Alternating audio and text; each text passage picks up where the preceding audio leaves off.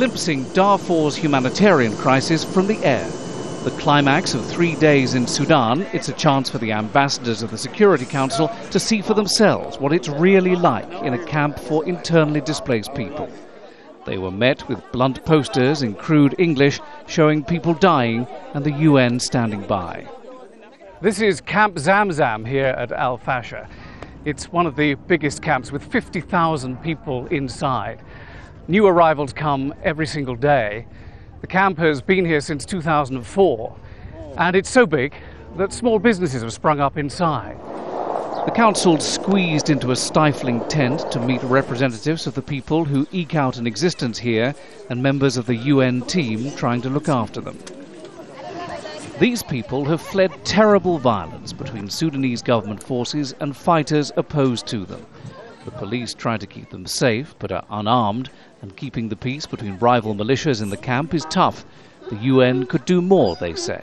Yes, more help is needed. More help, especially the formed police unit. We need a formed police unit because they are armed. We are not armed. But if the formed police unit is here, we can work together, then we can give adequate security to the camps. And even if you can see the way the people are living, they are living in shanty places. So the UN needs to do more. Less than an hour after arriving at Camp Zamzam, the council left again without meeting any ordinary people, just a handful of their leaders.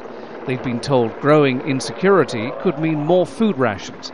The council issued a list to the government of Sudan for 12 improvements needed to speed up deployment of peacekeepers and access for aid workers. Tell me what things we are blocking. In fact, their failure. They continue shamelessly talking about impediments by Sudan. Let them give us one evidence about impediments from Sudan. We're operating under mandatory UN Security Council resolutions. All countries in the world, including Sudan, have an obligation to abide by those. And we will continue to raise our concerns whenever we consider it appropriate, both in New York and when we're on trips like this. The Council wants Sudan to speed up deployment of the joint UN-African Union peacekeeping mission in Darfur.